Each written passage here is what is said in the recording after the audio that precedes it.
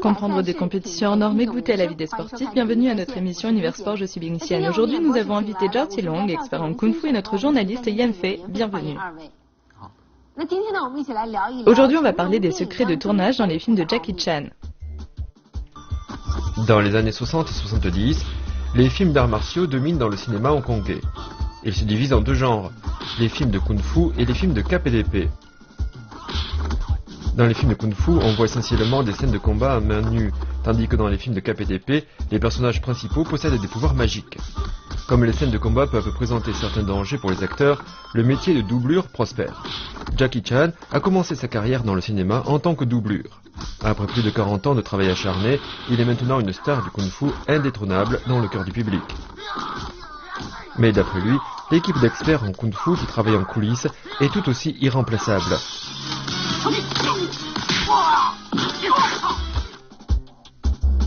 Dans cette vidéo, Jackie Chan va faire avec ses experts une démonstration d'une technique traditionnelle, la saisie d'armes à main nue.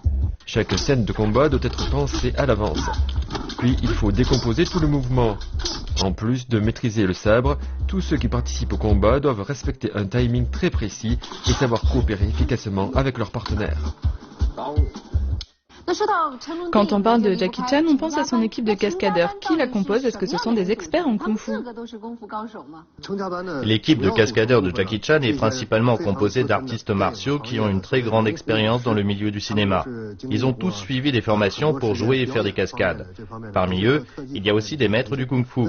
Il y a par exemple Kenneth Lo Wai Kwong, un maître du Muay Thai. Il a joué dans de nombreux films de Jackie Chan. Thaïlandais d'origine chinoise, il est très connu dans le milieu de la boxe thaï.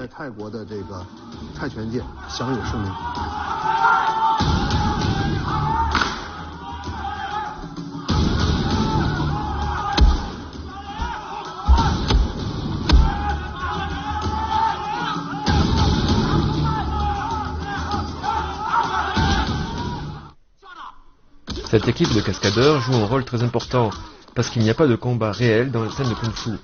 Au cinéma ou à la télévision, les acteurs jouent devant les caméras. Si les deux acteurs se comprennent sans mot dire, cela contribue grandement à l'efficacité de leur coopération et renforce l'effet scénique. L'équipe de cascadeurs de Jackie Chan a un véritable savoir-faire pour concevoir des scènes d'action où un personnage se bat seul contre tous. Avant, peu importait le nombre d'adversaires qui t'encerclaient, car en réalité, tu ne te battais que contre un seul à la fois. Regardez, pendant qu'on se bat tous les deux, ces trois autres derrière vont et viennent. Quand j'envoie au tapis un ennemi, un autre vient prendre sa place. Les deux autres derrière continuent leur va-et-vient. J'élimine le deuxième, puis on répète l'opération avec un autre. Et ainsi de suite. Ce n'était pas réaliste. Voici l'extrait d'un film qui date du début de la carrière de Jackie Chan. On voit effectivement que les acteurs à l'arrière-plan n'ont pas un comportement naturel. C'est parce que les réalisateurs ou les chorégraphes de combat ne savaient pas comment mettre en scène un combat impliquant 4 ou 10 personnes. Les films de Kung Fu traditionnels avaient un point faible. On n'y faisait pas un plein usage des techniques de prise de vue et de montage. Avec Jackie Chan, cela a changé du tout au tout. Dans le premier plan, on voit au moins 4 personnes se battre. Puis elles se dispersent. On change alors d'angle et on demande à ceux qui ne sont plus dans le champ de s'écarter pour éviter qu'ils ne fassent ces va-et-vient. Il faut au minimum un coup de pied et un coup de poing simultanés. Celui-ci me donne un coup de pied et moi je donne un coup à celui-là. Il recommence, j'esquive et je suis déjà ici. Je préfère écarter les 3 autres du champ pour qu'il n'y reste que nous 2. Comme ça, le public ne voit personne bouger derrière. Bien, après le coup de poing, un autre s'approche. On utilise ainsi ces prises de vue pour que le public pense que je me bats sans cesse contre 4 adversaires. Jackie Chan fait un plein usage des techniques de cadrage et de montage pour créer des scènes d'action à couper le souffle. Dans ces scènes de combat intenses, il est primordial que les acteurs communiquent bien entre eux.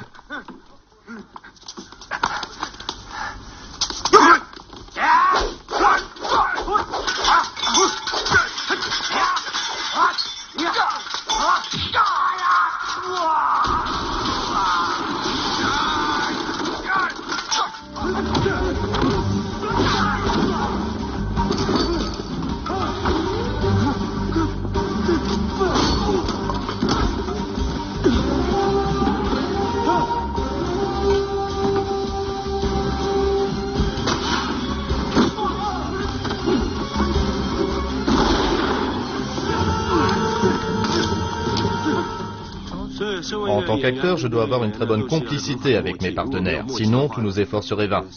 Parfois, ce n'est pas nécessaire de frapper avec force, mais d'autres fois, on ne peut pas faire autrement. Par exemple, cet homme donne à l'autre un coup assez puissant, mais ce dernier est déjà en déséquilibre parce qu'il s'apprête à sauter par-dessus le sofa. Le premier exerce une force suffisante, le second saute par-dessus le sofa. Le premier donne un coup de pied, le second revient, coup de pied, saut dans les airs, l'autre se retourne, tout s'est bien passé. Ok. On doit montrer aux téléspectateurs la chute sur cette table basse. Ok. Revoyons l'action. Cette fois, ce n'est pas idéal, parce que cette table se casse trop facilement. Vous voyez, elle se brise dès qu'il la touche. Ce n'est pas assez visuel. Nous, ce qu'on veut, c'est qu'il tombe au milieu de la table. Regardez, son élan est stoppé avant que la table ne se brise lentement. Il a mal et les spectateurs ressentent ainsi cette douleur. C'est le meilleur effet et c'est cela qu'on veut. Dans le film La Danse du Lion, Jackie Chan et Yuen Biao font une démonstration exhaustive de ce qu'ils ont appris à l'Académie d'études du théâtre chinois. Les acteurs de l'Opéra de Pékin sont connus pour leur maniement spectaculaire de toutes sortes d'armes sur scène. Jackie Chan a intégré ces éléments de l'Opéra de Pékin dans les films de kung-fu.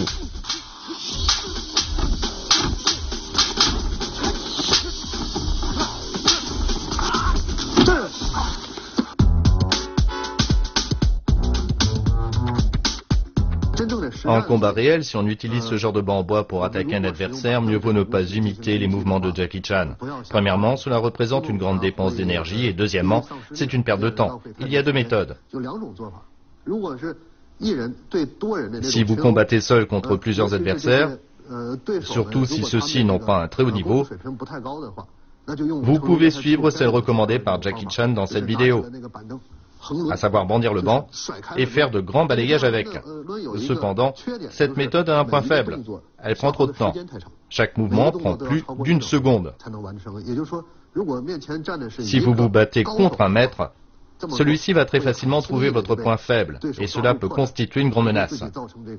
Que faire dans ce genre de situation? Il faut retourner le petit banc et donner des coups d'estoc avec ses pieds, comme ceci. Pour sonder l'adversaire. Oui. Vous donnez des coups d'estoc, et une fois que vous avez réussi à perturber son système de défense, il dévoile ses points faibles. À ce moment, vous pouvez faire de grands balayages. C'est une stratégie à adopter face à un expert.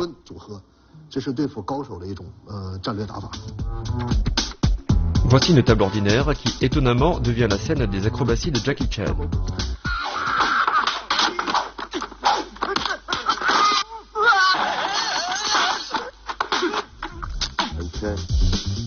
Et ce simple porte-manteau est une arme redoutable dans le film Police-Story. Dans Le Marin des mers de Chine, le vélo occupe une place centrale dans des scènes spectaculaires.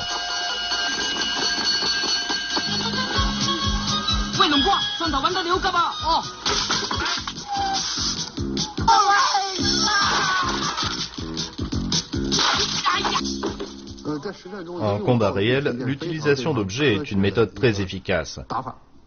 Mais il y a une chose très regrettable, vous savez quoi? Yen Fei et moi-même avons mené de nombreuses recherches concernant la sécurité et la défense personnelle. Dans les enregistrements vidéo où l'on voit des actes de violence et surtout dans les cas de brigandage, les victimes ne savent pas faire usage des objets qui sont à portée de la main pour se défendre. Cela s'observe particulièrement chez les femmes. Elles ont peur. Tout à fait. La peur les tétanise. Elles n'utilisent pas les objets qui sont à portée de la main pour se protéger. Il y a cependant des femmes qui réussissent à contre-attaquer. Elles le font souvent à grands coups de sac à main ou bien elles prennent une de leurs chaussures à talons pour frapper l'agresseur. Par exemple, vous pouvez utiliser votre bâton de rouge à lèvres ou votre crayon à sourcils. C'est très efficace pour se défendre.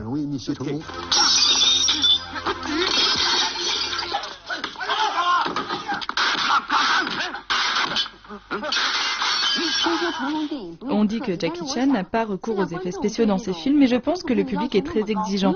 Est-ce que ces films réalisés sans trucage peuvent satisfaire les attentes du public? Par exemple, pour escalader un mur élevé dans les films de kung-fu de la même époque, on s'aidait d'un câble métallique auquel on était attaché pour faire de belles figures en l'air et passer au-dessus de ce mur. C'était un trucage évident. Ouais, tout le monde peut voir qu'il s'agit d'un trucage. Jackie Chan, quant à lui, va trouver un appui sur un pied droit, un rebord de fenêtre et même un pot de fleurs pour grimper le mur. En 3 ou 4 mouvements successifs, il franchit allègrement l'obstacle. Cela répond non seulement aux attentes du public, mais cela sert aussi de référence à nos amis qui pratiquent les arts martiaux ou le parcours. Pour ma part, je préfère tourner des choses réalistes auxquelles le public peut croire.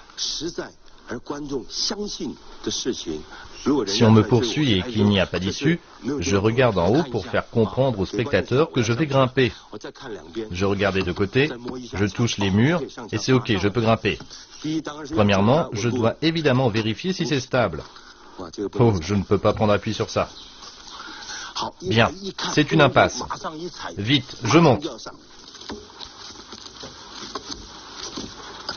Je continue à monter jusqu'en haut et j'attends les ennemis. Comme ça, c'est évidemment plus réaliste, n'est-ce pas?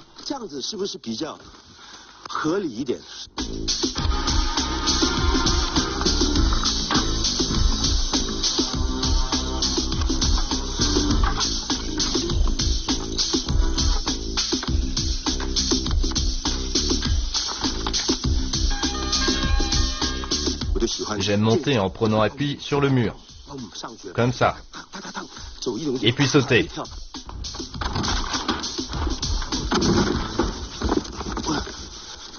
Cela demande beaucoup de technique, c'est ça le vrai kung-fu.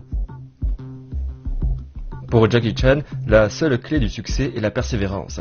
Les acteurs de films de kung-fu s'entraînent autant que les sportifs professionnels. En plus de longs exercices physiques, il y a aussi la préparation technique.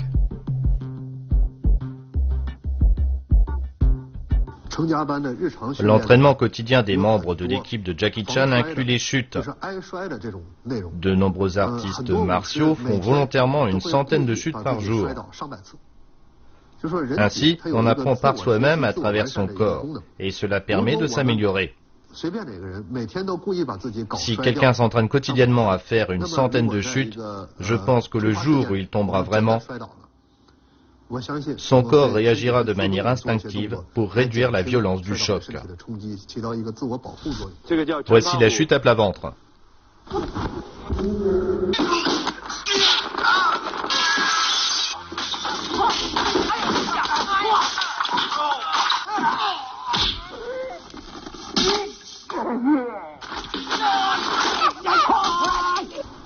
Voici la chute à plat ventre avec salto arrière.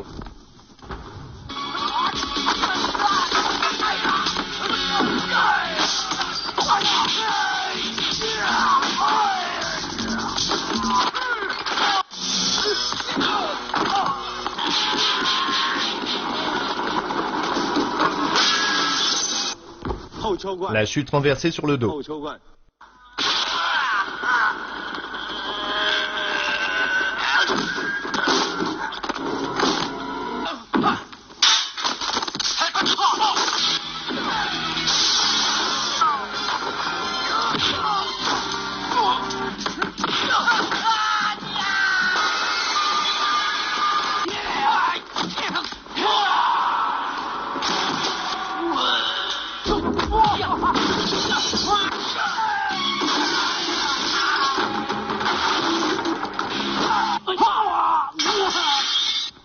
La chute brillée.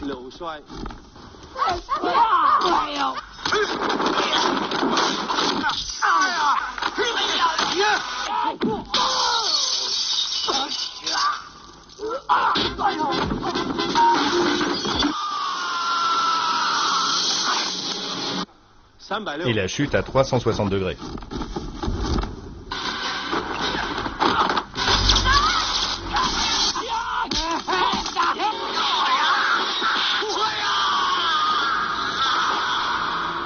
Je peux tout faire dans mes films, mais vous ne pouvez en aucun cas chercher à l'imiter. Dans ce centre commercial, Jackie Chan et son équipe de cascadeurs ont utilisé la spécificité des lieux pour créer une scène culte dans le film Police Story. Quand je traverse ce centre commercial, je pense à tout plein de choses. En me voyant projeter un assaillant dans cet espace étroit entre les deux escalateurs, vous vous dites peut-être « Oh, c'est novateur ». Bien sûr, maintenant, ce ne l'est plus, mais ça l'était à l'époque. Un méchant descend l'escalator, je dois l'empêcher de s'enfuir. Comment faire? Je n'ai d'autre choix que de sauter. La difficulté, c'est que l'escalator est en mouvement. On ne peut pas l'arrêter. Si je sautais au mauvais endroit, je risquais de me faire une fracture. Lors du tournage, on a d'abord arrêté l'escalator et je me suis exercé à sauter dessus. Ensuite, j'ai sauté avec l'escalator en marche, mais mes coéquipiers étaient là pour assurer ma sécurité. La troisième fois, ce n'était plus un essai, la caméra était allumée. Écoutez, c'est du fer, c'est très dur. On peut se faire très mal en tombant ou en se cognant.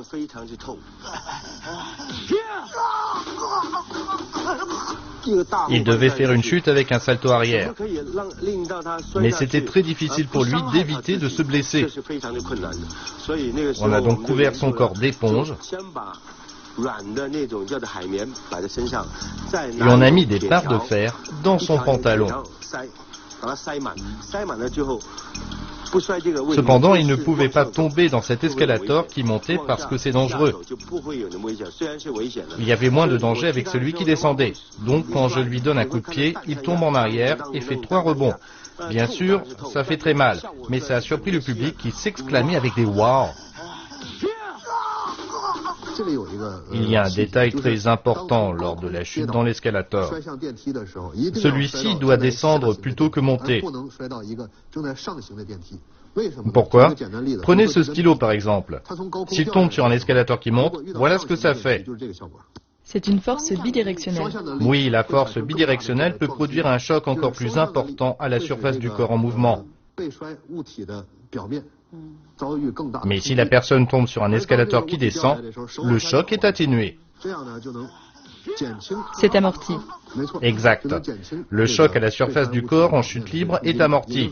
Ça veut dire que la force de pénétration et de destruction de l'escalator qui monte est doublée pour la personne qui tombe dessus. L'escalator qui descend, lui, peut amortir l'impact et atténuer au maximum les risques de blessure. Expert en kung-fu, Jackie Chan doit non seulement faire de belles chutes en utilisant habilement des accessoires, mais surtout repousser les ennemis dans des combats spectaculaires. Que fait donc Jackie Chan pour que ses films soient aussi inimitables? Regardez, c'est un tabouret comme j'en utilise dans mes combats. Je veux qu'il se brise en 1000 morceaux quand un méchant lui donne un coup de pied. Ils me font donc un tabouret spécial. J'ai un truc, j'utilise du fil de pêche. Ça, c'est le genre de tabouret qu'on utilise pour se battre. Mais quand on ne se bat pas et qu'on veut créer un effet visuel, on utilise un tabouret comme celui-ci. De loin, on ne remarque rien, n'est-ce pas? Je veux un effet immédiat.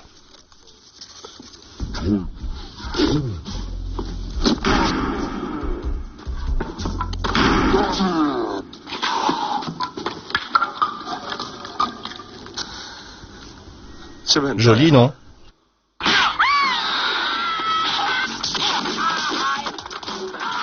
Les films ne servent pas seulement à pulvériser les tabourets. On l'utilise aussi pour donner l'impression que les chutes sont plus violentes.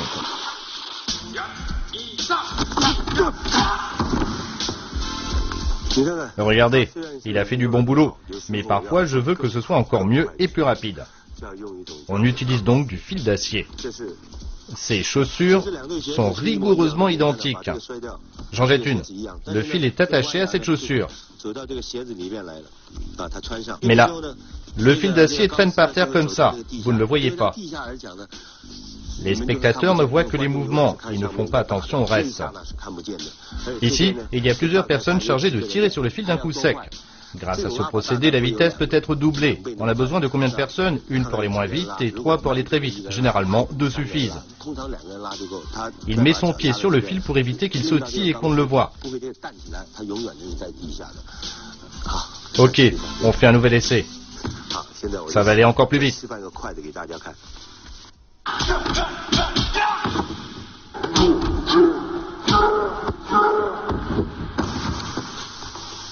En fait, je ne l'ai même pas touché. Ça s'est passé très vite. Voilà, vous avez compris.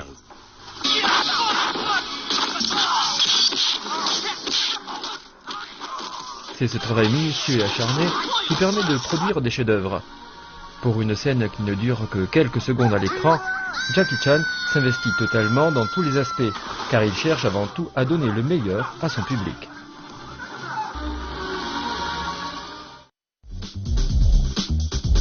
Les blessures sont monnaie courante pour cette superstar du kung-fu. Jackie Chan nous a confié qu'aucune partie de son corps n'avait été épargnée. Malgré cela, lui et son équipe font le maximum pour assurer sa sécurité grâce à un grand travail de réflexion au niveau de la préparation des scènes. Pour cela, ils puisent dans leur longue expérience. Sans cela, il n'aurait pas été possible pour lui de se hisser au rang de légende du monde du kung-fu à l'issue de ses 40 années de travail acharné. Le verre est un matériau fréquemment utilisé dans les films de Jackie Chan. La plupart du temps, il s'agit de vrais verres. Chaque fois qu'il se brise, cela produit un effet visuel et sonore saisissant.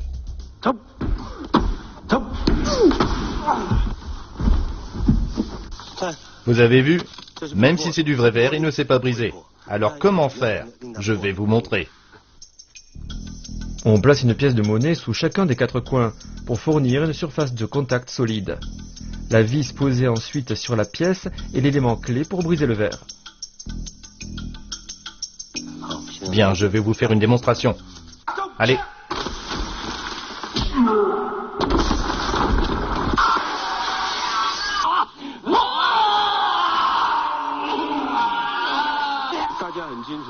Tout le monde se souvient que j'ai beaucoup utilisé le verre dans le film Polystory. J'ai eu recours à du vrai et à du faux. Il y a les fausses bouteilles en verre qui sont beaucoup plus chères que les vraies. Les vraies, on aurait pu les récupérer dans la rue. N'allez pas croire que les fausses ne font pas mal. C'est dur. Essayez pour voir.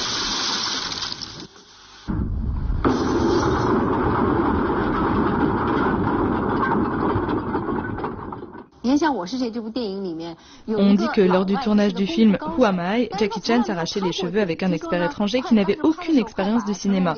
Je ne comprends pas pourquoi cet expert en arts martiaux a eu tant de difficultés à jouer dans un film de kung-fu. On le comprend de par notre expérience. En faisant la série Expérience du vrai kung-fu, j'ai trouvé que beaucoup de formes de kung-fu étaient efficaces et destructrices, mais que les mouvements n'étaient pas jolis. On peut montrer cela dans un documentaire, mais on ne peut pas montrer des mouvements inesthétiques au cinéma.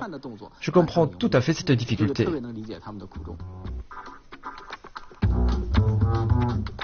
Ron Smorenberg est un expert en kung-fu néerlandais.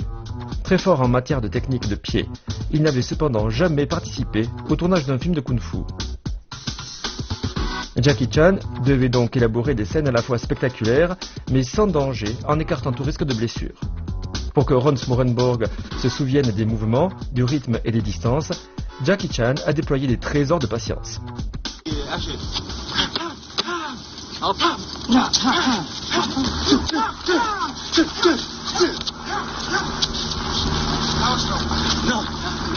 Dans les scènes de combat, le rythme est essentiel. C'est comme en musique. Par exemple, dans les scènes de combat des films de Bruce Lee ou de Donnie Yen, on voit très bien que les mouvements sont exécutés suivant un rythme précis. Pourquoi? Parce que Bruce Lee et Donnie Yen ont un point commun. Bruce Lee était fort en danse de salon dans sa jeunesse, et Donnie Yen joue du piano depuis l'enfance. Cela les a beaucoup influencés dans leur enfance. Ils ont tous les deux un don pour la musique et ils utilisent leur sens du rythme au cinéma. Ça veut dire que pour Jackie Chan et ceux qui sont doués pour la musique comme Bruce Lee et Donnie Yen, c'est facile de coopérer avec d'autres acteurs. Malgré ses progrès visibles, Ron Smorenberg n'arrivait pas à suivre le rythme que voulait Jackie Chan. Finalement, certains des mouvements ont été exécutés par un cascadeur de l'équipe de Jackie Chan pour assurer rythme et vitesse.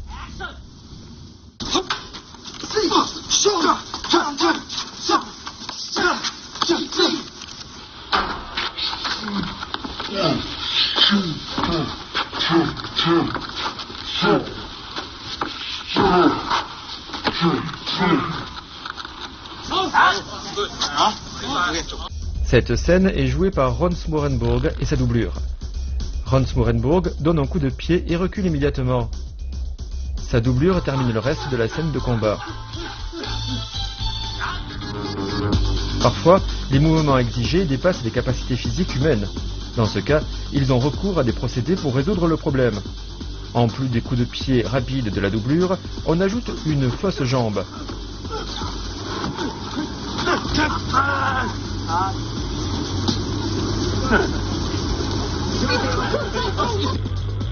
Vrai ou fausse, peu importe, le danger est toujours là.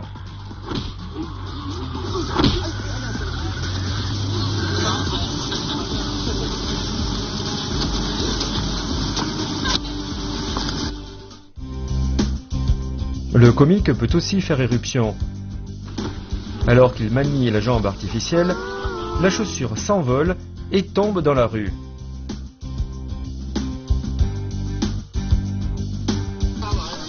Nice, home run.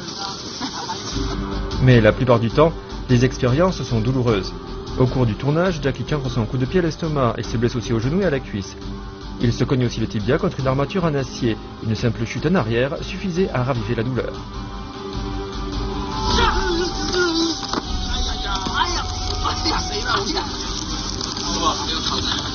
Bien sûr, on ne voit pas tout cela quand on regarde un film, mais c'est la preuve tangible de la créativité et des efforts de l'équipe de cascadeurs de Jackie Chan.